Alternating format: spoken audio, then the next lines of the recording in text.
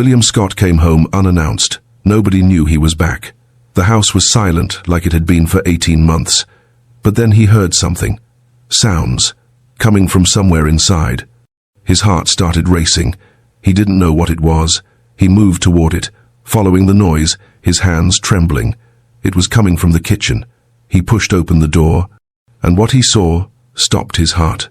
William Scott was a billionaire. Manhattan real estate, self-made. He turned empty buildings into luxury towers worth hundreds of millions.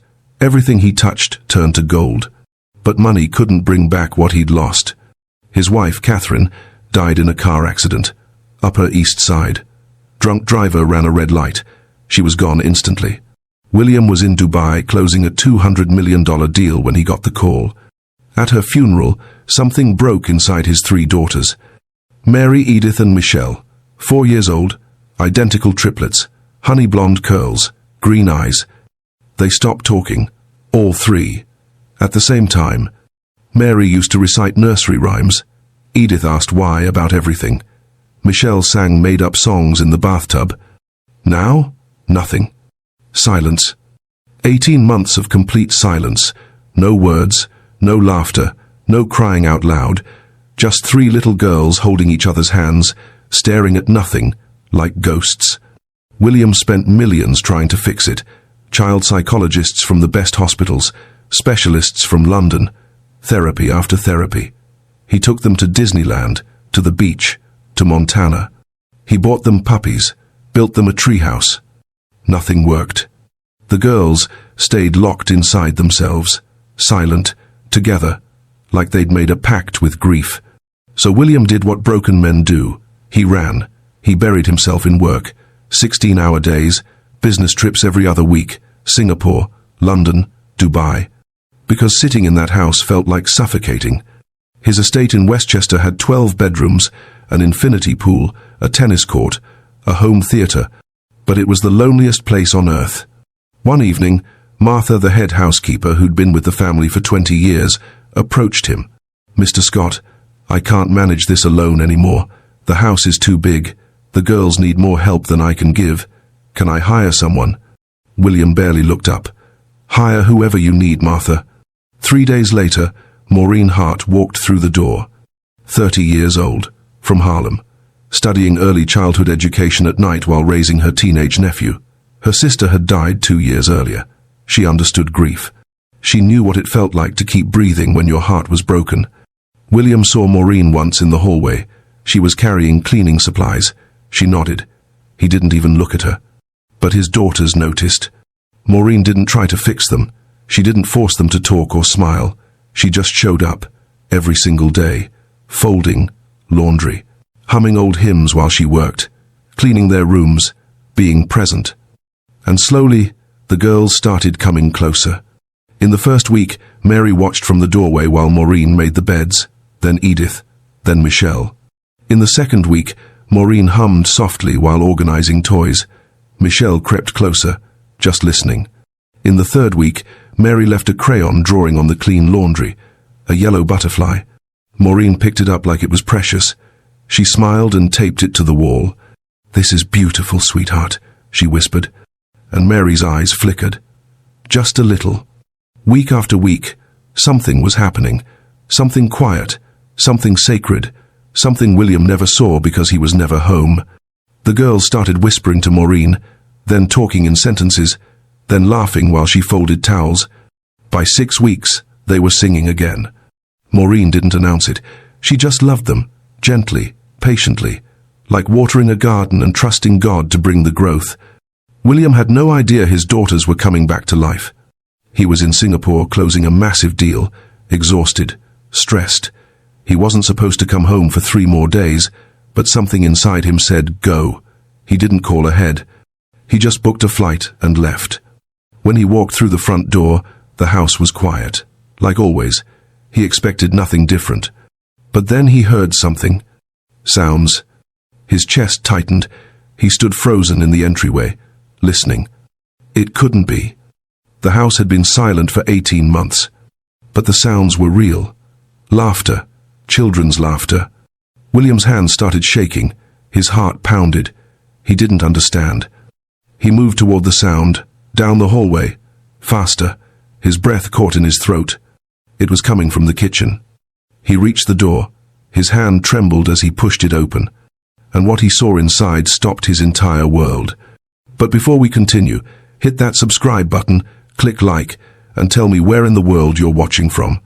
Because this story will remind you that miracles can happen in the most unexpected moments, and that love can bring back what we thought was lost forever. Now let me tell you what William saw in that kitchen. Sunlight poured through the kitchen windows, bright, warm, the kind of light that makes everything feel alive.